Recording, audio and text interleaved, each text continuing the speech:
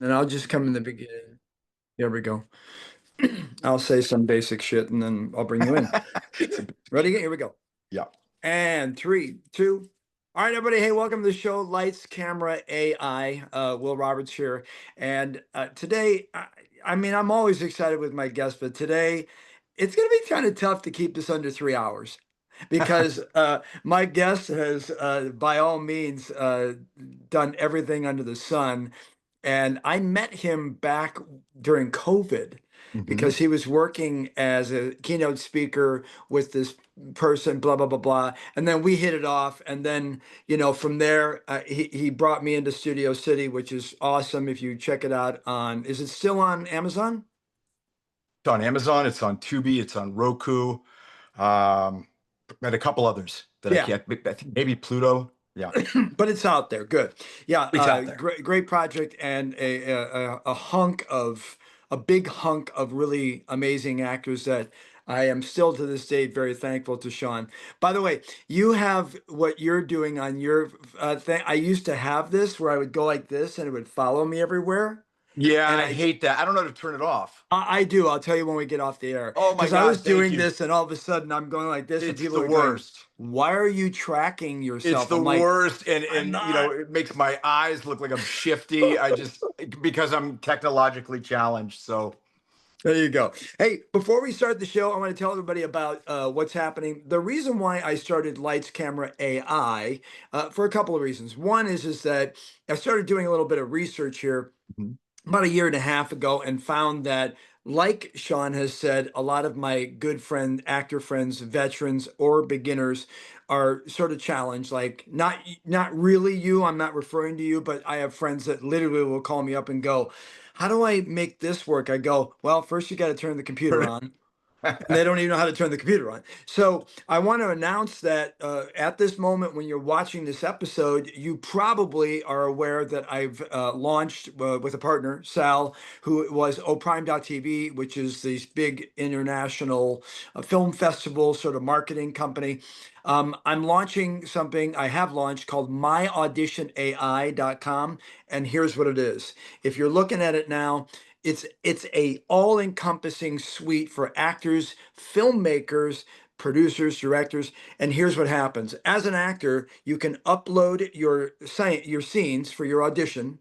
And what happens is that it will take that in what we call an OCR and grab all that stuff off the PDF, like your watermark name and everything, and it will give it to you in text. And you will have a text editor and you can take all the garbage out, save that, put it in the script analysis, decide which modality or acting method you want. Meisner, Stanislavski, Uta Hagen, all of them, Chekhov, all of them. And it will actually give you a rundown of your scene you're in and say, here's your objectives, here's your obstacles, here's your whatever. Approach it this way, do that.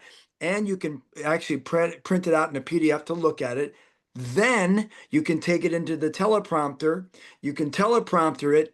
And here's the cool thing, you can literally pick who you are in the scene. It will AI voice, that sounds great, all the other characters, so you now have a reader. I don't care what time of the day it is, where you're at. You can have a coach to help you with the scene, and then from there you can actually teleprompt it. Then when you're done, you can put it back in the system. It will give you the coach's opinion of two things. Number one, technically, do you have a light here? Is your sound horrible? Are you framed right? Are you tracking? Whatever. And it'll give you a grade 1 through 100 if you approach the goals of the video you're sending that you're going to send in as your audition. It will give you a grade from 1 to 100 to say, you're right on, and you can send it in. Along with a bunch of other stuff like a profile where you can actually track all of your auditions and be able to see who you auditioned for. John Papsadera, he likes this and he doesn't like that. And it has a reminder that you can set that says, reminding me when the audition is due, and it will email you. That's some of it you can get into that. Isn't that cool? that's amazing. Yeah. That's incredible. And is it fairly easy to use? Because it sounds like there's a lot of steps. No, I made it. When you see the site, it has 3 buttons. It says analyze script, takes you through it, simple. So this is Then it before the has audition. It does that before the audition. yeah, and then when you do the analyze script, then it will basically allow you to put it in the teleprompter, which Hmm. you would do a teleprompter. I'm going to give a lot of video tutorials on this. It's pretty basic. I kept telling everybody it took me 6 months to develop and do this in my head. And being in the industry for 40 plus years, I know a little bit about the industry. So I've taken all of my knowledge of self-taping and auditions and what you should do, what you shouldn't do. It's all packed into Oh, I what's can't wait called, to see this. yeah, it's really amazing. And what I wanted to do is because everybody kept going, why don't you add this? Why don't you? I go, I want it to be ABC 1, 2, 3. It's got to be simple because if it isn't, they're going to go, fuck it. It's And it too can help much. you learn your lines. There's so much that this can do. And it's either on your phone, your iPad, or your desktop. I Wow. prefer iPad or desktop because you want to be able to see it right. Yep. But I'm going to go through the whole thing and have wonderful interviews like I am here with Sean Kanan. Sorry, I didn't mean to go that long into No, it, that but was fascinating. I can't wait to try it out. yeah, I'm going to definitely have you as one of my people trying out. And I even have, because I didn't want to make the coaches mad, I even have a button right next to the AI stuff that says book a live coach. Kind of like the golf, like golf, make sure you contact your local PGA professional. I don't Yeah. want people, the reason why I did this whole thing is I know that a lot of the industry is going, kiss my ass. I hate AI. I hate it. But there Mm. is a way that it can help you just very simply and achieve a lot and get the confidence you need in your tapes and you can go in there and just work on your acting. I mean, Right. it's really cool because it'll go back and forth with you. And the coach, you can ask it, hey, I know I don't have the whole script, but can you tell me, based upon this, what you think maybe happened before and what happened after? It'll blow your mind, Sean. It's Wow. amazing. Yeah. All right. Let's get into the real part of the show. So, my guest today, as you can see, because he's been popping it out, and we coordinated making sure we wear our sports shirts. Sean Kanan, dear friend of mine, and Sure. again, like I said, it could be 3 hours going into this because Sean has really, Sean, I have to give you a compliment before we start, and then I'll actually let you talk. Um, is that we met right at COVID, and we Mm. were doing a lot of air stuff, and I was working with you and doing different things and so on, and then you brought me into Studio City family. Thank you, but you started, and I remember watching you create this flow chart with your wonderful, amazing manager slash wonderful wife, Michelle. This flow chart of what you wanted to do voice doing your books with voices. You've got more books now, we're going to hear about that. Mhm. You've got a hot sauce, you've got Mhm. live with the wonderful wife and coach as well, things you're doing live, you're filming. I saw you're in Italy. I can keep going, but welcome to the show and please Thank you, bring man. us up to speed, man. Well, first of all, it's so great to see you. You're You so too. busy, and I'm pretty busy too. And we're often like, ships in the night trying to find a Yeah. time to hook up and catch up. And so when you asked me to do this, it was less about promoting myself or anything, and just having a chance to finally wrangle you and Yeah, and I have you as agree. a captive audience so we could talk a little bit. Um, Agreed. Things have been really terrific. This is my 25th year since starting the role of Deacon Sharpe on the Bold and Yes. Beautiful. And you moved. Yeah, we moved. We moved to Sunset Las Palmas Studios, which is fantastic. I'm the kind of guy, I embrace change, but I loved Television City. I mean, that was my television home Yeah. How for many years? for me 25. Son of a And I live really close, and and it's so iconic. And I actually got to do the very last scene of Bold and the Beautiful ever at wow. Television City. And this is going to sound weird. My parents recently sold my childhood home, and they've moved out to Arizona. And I went back to spend a little time in my hometown before basically the house was gone. I was more broken up about leaving Television City than I was and I don't know what that says about me. That might be kind of creepy, Oh, come but on. but because I was happy to have my parents move closer. But I love the new studio. It used to be Desilu. They've Oh, done, sure. oh my God. I mean, Star Trek was done there. I Love Lucy, all this incredible stuff. And we have a dedicated stage just for the Bold and the Beautiful, which is not what the case was at Television City. It's great. So I got that going on. We Wait, wait, are, wait. Before you move off that, why did they move? I don't know the exact reason. I don't know if it was a leasing issue or what it was. I know there's a lot of talk about wanting to take over Television City and maybe build commercial space or I don't know what it is. I don't know if they're Yeah, going to do that because I think it's a landmark building. yeah, So I don't know that that can be done. Anyway, we moved. It's great.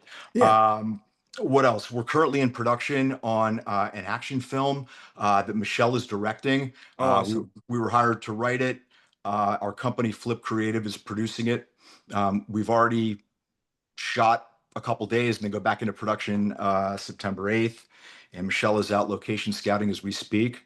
Wonderful. And we're also in production on another streaming series called Bloodhound, which deals with the largest unsolved art heist in the United States, the Isabel Gardner art heist. And I play the Awesome. FBI agent who's on the trail. And it jumps between the 90s when the heist happened and current day where my character's fighting dementia. He's retired Oh, now wow. and wants to solve this case. It brings in Whitey Bulger. I mean, it's really cool.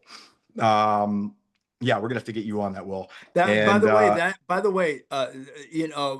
again, in watching your career and what you do and how you've really managed to um, change yourself. yeah, And I mean that because as an actor who loves I'm definitely a method actor. I'll grab the glasses and create a character around it. But the fact that you got to go from that time period to dementia, yeah. I just can't even I mean just I can't wait to see that alone because you're how do I make this sound? Because you're in my same category. You have, and I appreciate this because a lot of actors don't take risk. They Oh, you go, have to. look, I'm a one and done man. I do. I mean, No. and there are some people. Be honest. It's called typecasting, and Yeah. it's easy to fall into the typecasting, and to sit there and go, yeah, I'm going to do cowboy all the time, or I'm going to do general, whatever. Right. But Right. but I appreciate the fact that you take those risks because that's a very big difference, Sean. I Yeah. mean, you're Yeah. talking about going into dementia where you have to have Well, this whole mindset. you want to talk about a difference? I also just completed a really special film called The Persian Rug, and I play a French director in it. And so I had to deep dive into the French accent. They just sent me the film, and I'm pretty happy with it. Good. The director is Gabby Bernstein, who is the DP of films like The Beekeeper with Jason Oh, Statham, sure. and he's now segued into directing. And I accepted this role because of the challenge of playing a French character, but also because I knew if nothing else, the film was going to look beautiful because he's Yes. a super talented DP. Things have been good, Will. I've been really busy. You Good. talk about taking chances and not being typecast. For me, um, one of the greatest insurance policies against not getting typecast is the fact that I produce and have the ability to put myself in my own projects. Yeah. And, rather than wait around for the industry to take a chance on me, I choose to take a chance on myself Yeah. and, try and create projects that give me an opportunity to play something that might be a little out of my wheelhouse. Sure. But see, you just brought up something that I believe, and again, in mentioning the system, the AI system that I put together, this is falling hand in hand, and I'll tell you why. Is because what you just said is what in literally in January 2025, I said to the universe and everybody that called me, because as you know, and I know, we get people that call us up and go, hey, I got an idea. Oh Yeah. yeah, Oh yeah, yeah. well, you write, yeah, you shoot, yeah, you edit, yeah, and it'd be great to do that. What do you do? What are you doing? Yeah. Well, I'm gonna be in it. I'm so excited, and I'm Right, like, yeah. right. So I made this pack in the beginning in January. I said, I'm not gonna call someone twice. I'm not going to email them twice. If I contact them and they contact me, number one, I've got my own things I'm doing, and that is including creating things that are moving forward. For instance, look at our demographic. We are considered normally in the industry, sorry, done, because we're at a certain age. They go, and if you're in verticals, you'll notice it, that I'm not, but you'll see that they're having people our age play the principals or the teacher, and they get 150 bucks a day. And the other people, the kids at 20, are getting 1,000 bucks a day. And the reason why is because, and my manager explained this too, he goes, they look at you and they go, oh yeah, you're at this age, so yeah, thank you. But Mm. that ain't the way we roll, No, no, no. I because listen. you You know, can't. you can only control the things that are within your control. Yeah, That is out of our control. You know, I'm going to do what I'm going to do, and when there aren't opportunities, I'm going to create my own. And I know you do the exact same thing. yeah. Um, and Well, that's why and you I have to. you have to. I tell every actor, I said, if you want to be successful, I said, you really need to become a multi-hyphenate. You need to work on your writing. You need to understand producing and the business aspect of show business. It's called show business, and I mean, so many actors that I've encountered feel that somehow understanding and engaging in the business aspect of film and television taints their performance and their art, and that's just not true. No. It in my estimation, it enhances it because you're learning a new skill set. As actors, it's our job to constantly acquire new skills because you never know when you might have to play a studio exec. And I mean, if you actually understand how distribution works and understand how production works, as opposed to playing that you understand it, you're going to be able to give a more layered performance. Yeah. Well, the other part about this is, and I'm glad you brought up the business part, because I've said for years and years that I go, the problem with our industry, and I mean this from a overall creative standpoint, is that people don't understand that the word show business has the word business in it. And the problem with that, Sean, and look, back in 82 or something when I started, I remember I was doing a lot of theater. And I remember being the guy, the director would go, oh, I love working, you're great, but can you get your lines down? I go, yeah. But my problem at that point as a kid was, I'm like, I'm not going to learn. They want, can you stage manage this? No, I'm an actor. And the problem with that now is that if you don't know how to do all of these things by yourself, Yeah, then you are going to be in a problem. And the problem is this, is that they're not writing for you. You have to write for you. And otherwise, you're doing their script. You're doing their character. Now, obviously, you want to do the best you can, and hopefully it's going to be a good project. But by what you have done, Sean and Michelle, is by creating these things, going, this is simple. I'm going to show the best of me. I mean, this is just fucking not, this isn't rocket science. Sorry if it's I swear.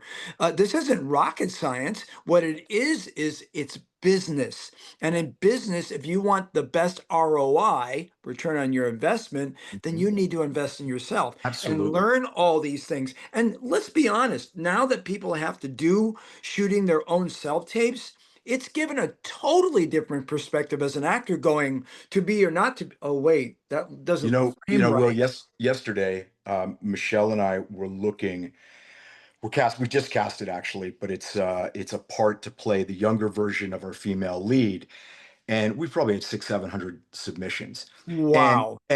obviously I've cast things before, but I tend to cast things by people I've worked with, Yeah. friends, etc. But this was Thank really God. Thank right, God. right. But this was really in the trenches of the traditional casting process, and it was very eye-opening for me because there were so many people that we eliminated almost immediately, and as an actor, I felt sort of guilty doing that. But on the producing casting end, you simply cannot process that many people and watch all of their things. Like, one thing I learned, and I know you know this, but it makes a huge difference if you get your audition in early.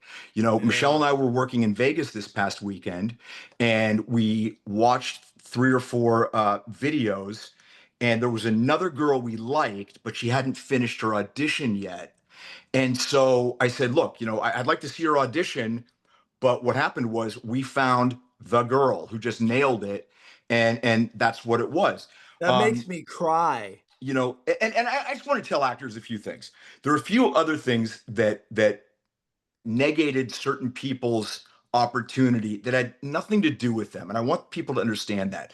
Our lead happens to be very tall.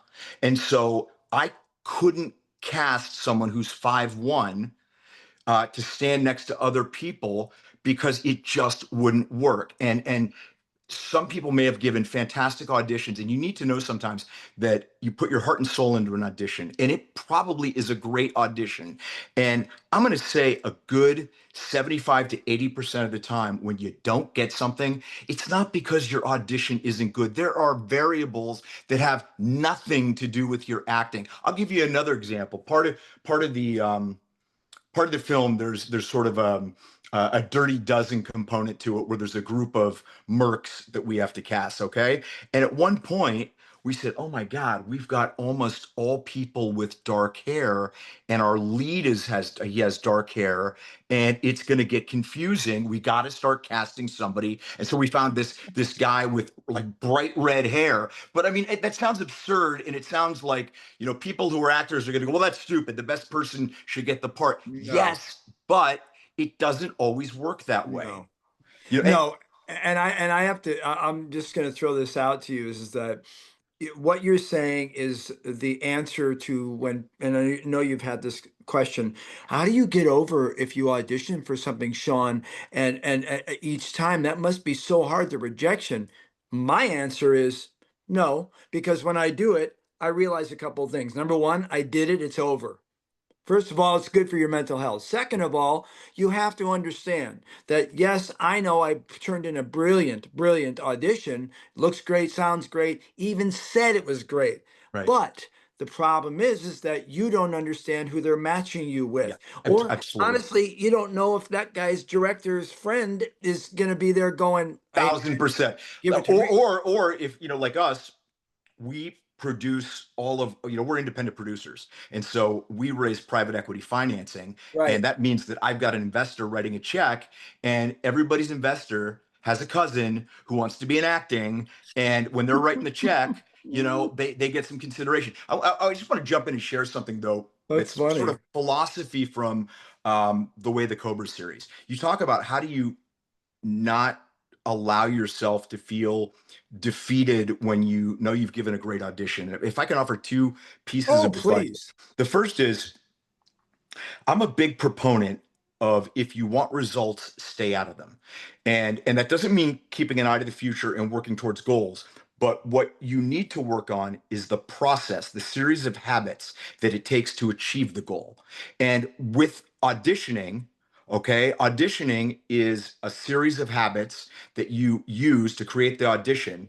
And a series of auditions, which you're not going to get all of them, is part of the process where Mhm. eventually you will get one. And if you stay out of it and just say, I'm going to do the absolute best audition that I can do right now, and that is part of the process, and not getting the job is part of the process. And I will not look at it as failure. I'll look at it as a teacher and as part of the process, and will not allow myself to feel defeated when I don't get it, and understand it's a numbers game. And if I continue to audition well and do self-diagnostics, this isn't working, maybe I was off my game, blah blah blah, over the overarching span of time, if you continue to turn in good auditions, you will book.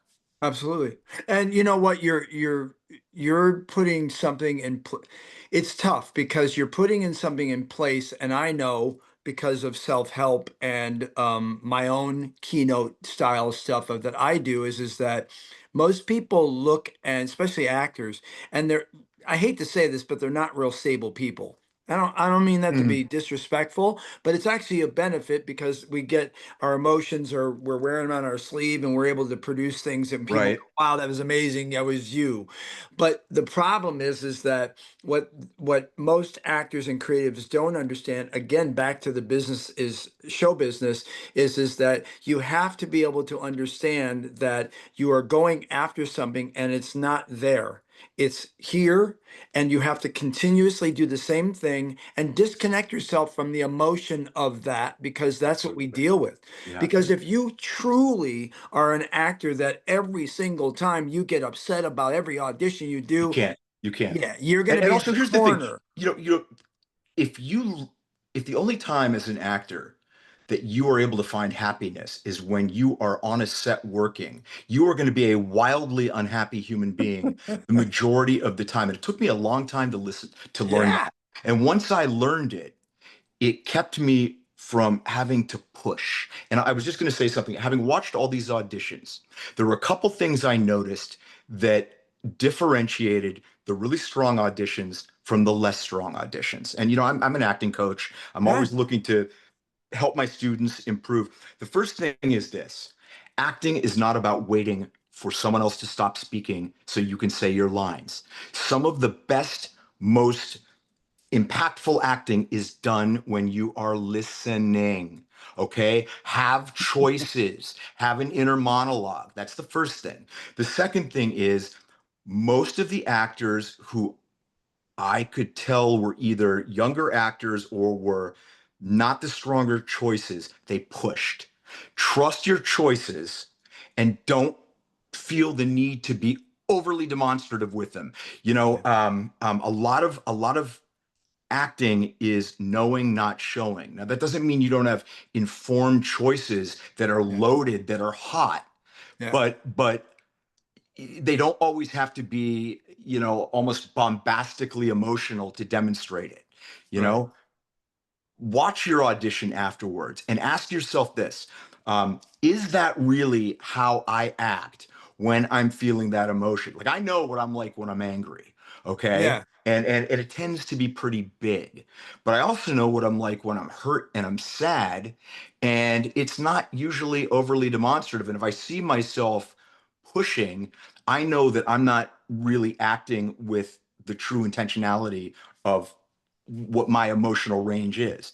Right. Yeah, and that's a benefit of now being able to do our auditions, to film them, Yeah. watch it. Yeah. Yeah, Yeah. Well, I'm glad you brought that up, because I think that the definition of acting, for the most part, has really changed a little bit recently. And you're saying something that I as well am telling people, is that I believe that the best times in your scenes are the times that you're listening. yeah, And people have to understand, this is why I actually, with this system I created, the teleprompter, I learned so much about my acting and acting with the teleprompter. And here's why.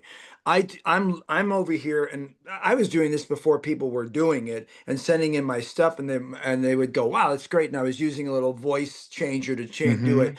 But I would be staring at my camera. I'm sorry, my camera's here, and I'd be looking at the scene here, and I'd watch the teleprompter. And here's what I figured out. Number one, I became very, very, very good at teleprompting, to where I could go, yeah, I know what you're talking about. I mean, come on, you get, because one of the biggest problems with actors have when they do self-taping is they go like this. Yeah, I know, John. I mean, come on, and I know, but they're yeah, not doing yeah, anything. yeah, They're not. yeah.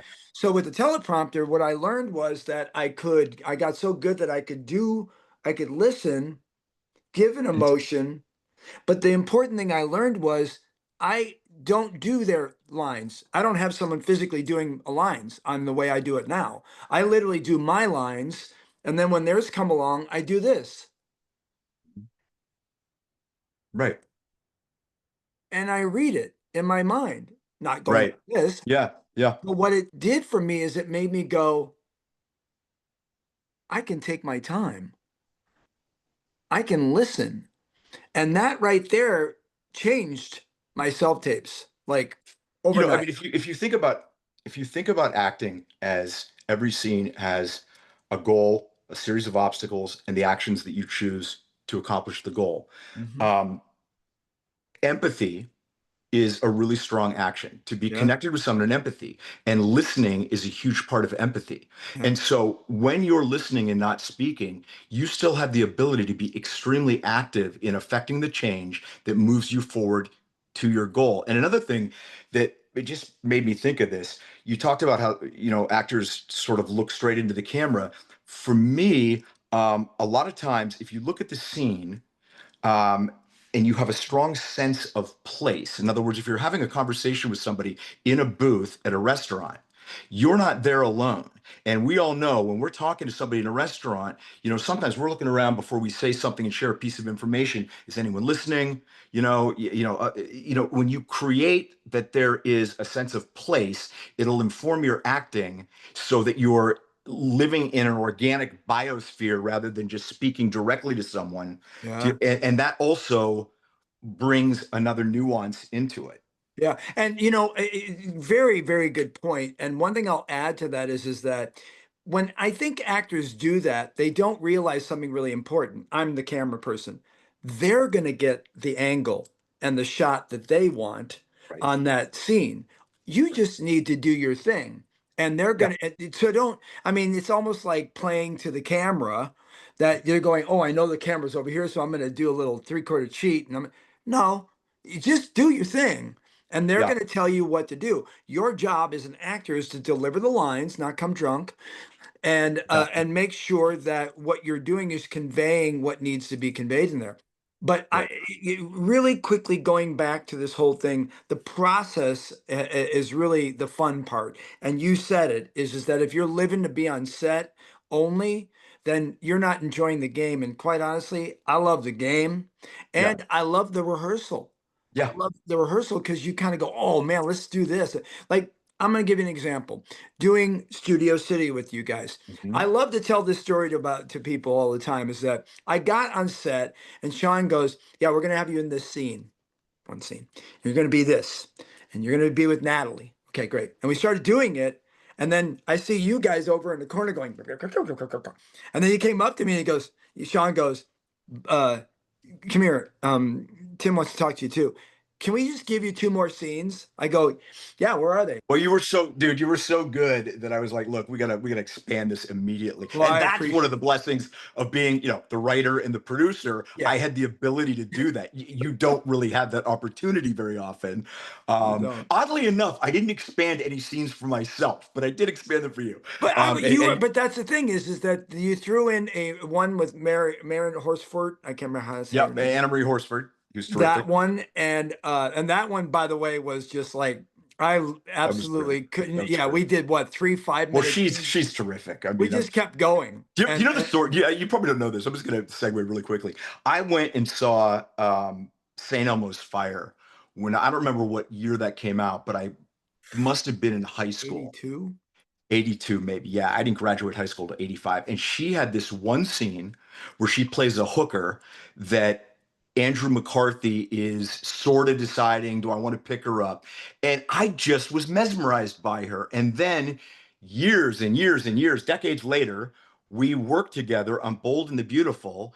And um, when I was casting the part for Studio City, I called her and she was out of town. And I said, I so want to work with you on this. I need a favor. And she's like, honey, I'll be there. And she was, and she nailed it. And She's awesome. it's such an awesome feeling to be a fan of somebody because I Yeah, was a fan of her and then get to pull them into something and then they hit it out of the park. yeah, This is my passion. I mean, I love this. yeah. And this is what keeps it fresh for me after like you. I've been doing this 40 plus years. I know, right? I know. And I Yeah, still love it. whatever. Yeah, Yeah, whatever. I'm still stuck on 26, but we're good. Yeah. But that's why we keep eating right and working out and so Yeah, on. for sure.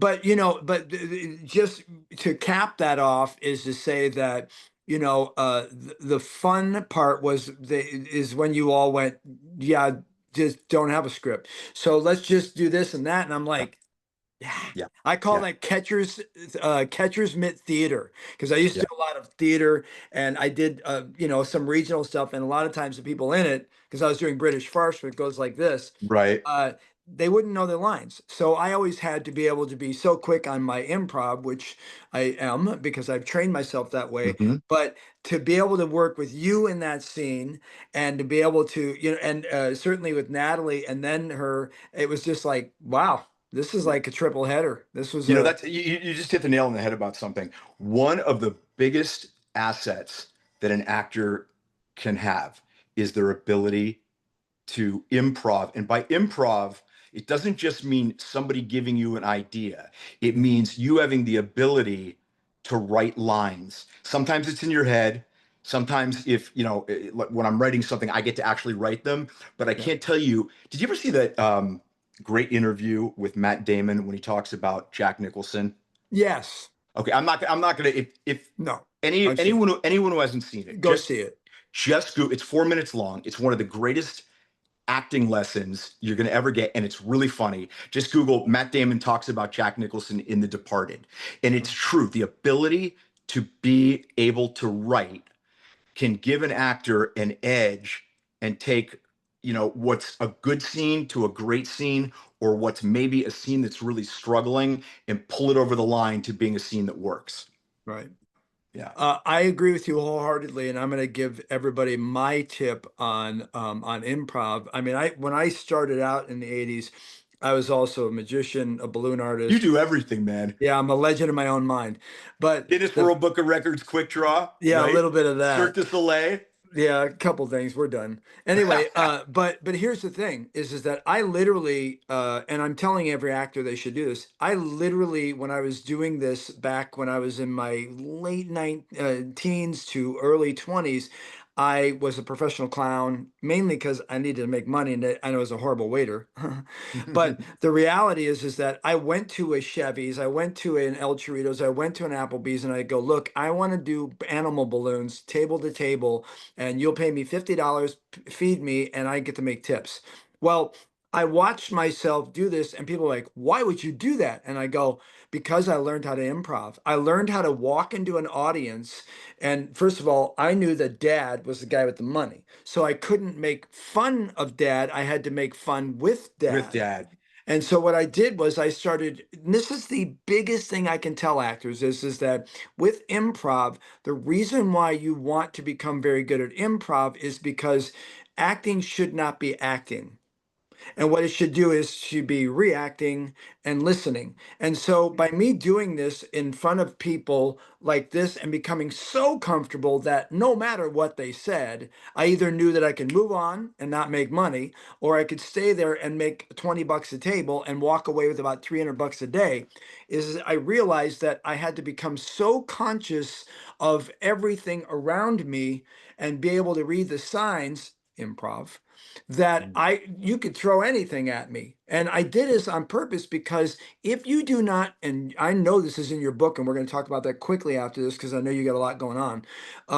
But if you are not willing to jump in head, feet, everything first to be able to learn your craft and be able to commit to learning improv, learning about people, learning everything, then I'm sorry, go work at Starbucks. Yep, exactly. Yep, I'm with you. And Way of the Cobra. And now you've got Way of the Cobra with the Couples. couples. You Yeah. got can we segue into that? Sure. Sure. I'd love to talk about that. So, Way the Cobra Couples, for people that don't know, Cobra is an acronym. It's formed from the words character, optimization, balance, respect, and abundance. So, I knew that I wanted to write something else with Michelle. My wife's a terrific writer, Yeah. and couples implies two, and you need to have two different perspectives. And so we wrote this book, and the book is not only about turbocharging existing relationships, but it's about if you're single, stop wasting time and find the right person. So there was this really interesting study done where they asked these uber successful individuals what the single biggest reason for their success was. So you might think about some of the usual suspects. Is it generational wealth? They were born into money. Well, you think about it's called the third generation curse, which is the first generation makes it, the Yeah. second generation spends it, and the third generation's broke. So that's not it.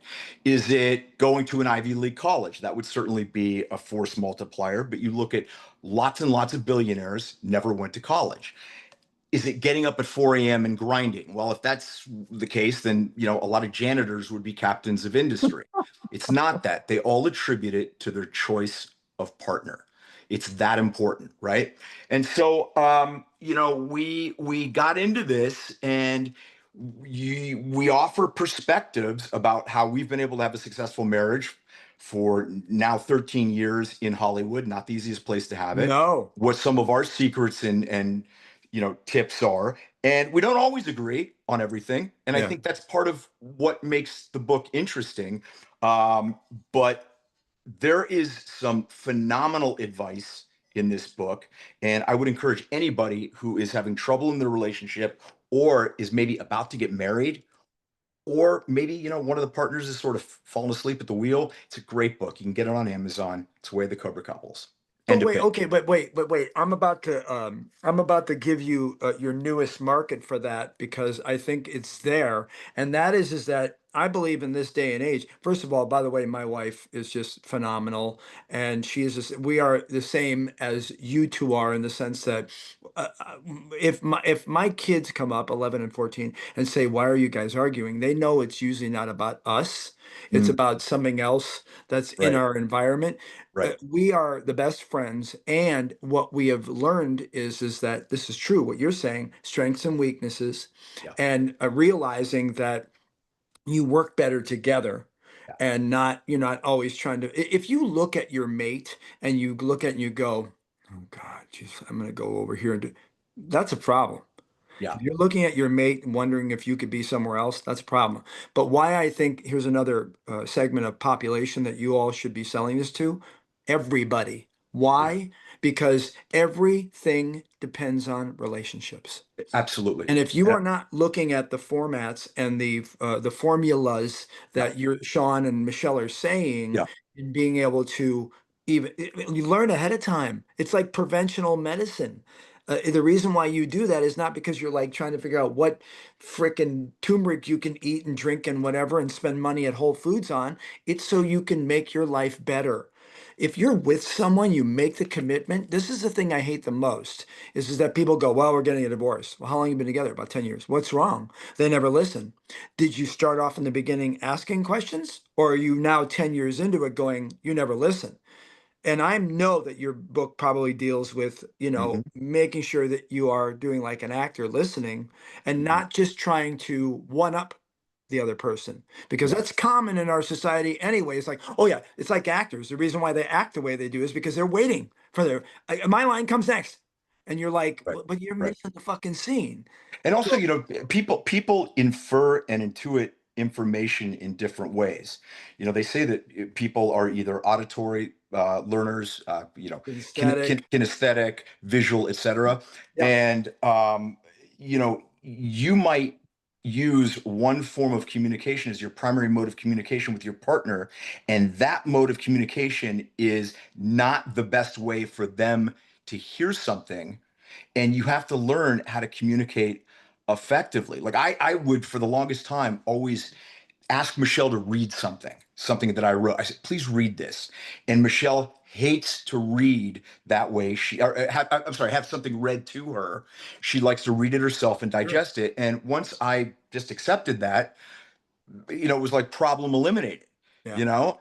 Yeah. Um, and relationships are tricky and they're not always easy and fun, but you have to make sure your ships are sailing in the same direction. Totally That agree. you want the same thing. Love doesn't conquer all. No, It doesn't. You no. have to have common goals. And one of the things that I think has made our relationship really successful is there's things I want to accomplish in life that aren't necessarily primarily important to Michelle, and there's things she wants to accomplish in life that aren't primarily always important to me. And then there's our couple goals that are important to both of us. But sometimes you got to know when to lead, and sometimes you have to know when to follow. And if I know something's important to Michelle, there's times that I subordinate what I need to do to support my wife for her to Totally agree. accomplish it, and Yeah. vice versa. Yeah. You know, Well, so we live in the same, again. In this day and age, the most difficult part is that we got social media. We have so many distractions, Yeah, and if you and like, again, this is why I think this book would be really good for. I'm going to grab a copy and please you're going do. to sign it because you know, we're all, if you're not always trying to learn in general, and I was a horrible student, don't get me wrong, Yeah, but if you're not trying to learn, then the problem is that you're shortcutting not only yourself but probably the people in your life because absolutely. you're closed-minded. So anyway, we can get that book on Amazon. You can get it on Amazon.com, as well as the other books in the Way the Cobra series, Way the Cobra and Welcome to the Kumite. Way the Cobra is on Audible, read by me. Yeah, And good. listen, I'd give the books away for free if I could. I mean, I just I know. really wish that everybody would get this information Yeah. because I know it has the power to be transformative. Well, you are. I know you're running around the world, and I know you all are doing you're speaking because I see you all. I see you all the time. I'm like, my God, I should have my own Sean Kanan channel. But you're just as busy, man. I mean, it's the same thing. I watch everything you do, and Well, it's just like, wow. I'm doing a lot behind the scenes at this point, Yeah, but who yeah. knows our industry? We didn't say much about the state of our industry, but it doesn't matter. I don't want to take too much more of your time. I just want to say Uh, thanks for coming on. I my could speak to you pleasure. for 5 hours at Well, a we'll do time. this again. Yeah, We'll do we this will. again, and you'll hit me up and let me know about this amazing Yeah, AI. the app. Is it a program or an app or what? It's a website. You go I there. can't I can't wait It's to see all it. right there, and I'm really excited. There's some other stuff that I'm going to be putting in it that is pretty cool, but that'll be 2.0. But in any Mhm. case, Sean Kanan, of course, you've seen him or you still see him on Bold and Beautiful. Cobra Kai, I know you've got episodes on that. Of course, Karate Kid 3. My kids and I, we watch all the old movies anyway because what's on now. And so I don't want to call your thing an old movie, but That's an old movie. sorry. Anyway, but the last thing I want to just ask you, I always ask this, the pearl of wisdom, if there's anything that you could just think about. I don't care if it has to do with mind, body, soul, hamburgers, French fries. I Mm, don't care. mm. If there's anything that you could say today to my audience or our audience right now, I would love you to think about that. I'm going to keep talking to give you a chance to think about No, that. I got something. I mean, I just think that you talked about how life is a process of continual learning. And learning is not just about external information. It's about learning about ourselves, Mhm. about increasing our self-awareness.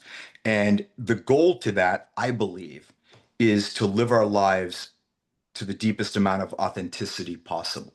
Yeah. And authenticity is the core of becoming a really great actor.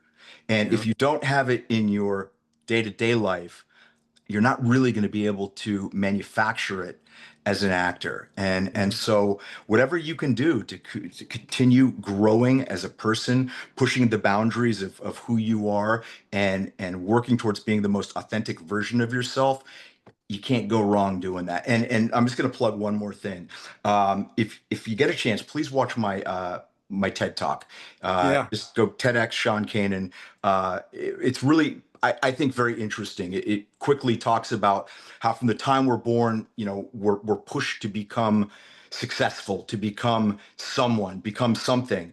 And I postulate that maybe what it's about is less about becoming, but unbecoming, getting rid of all the negative external influences that have been foisted upon us and getting Wow. back to that authentic self that you are. And, it's 15 minutes. I'd love everyone to watch it, and I think you get some benefit out of it.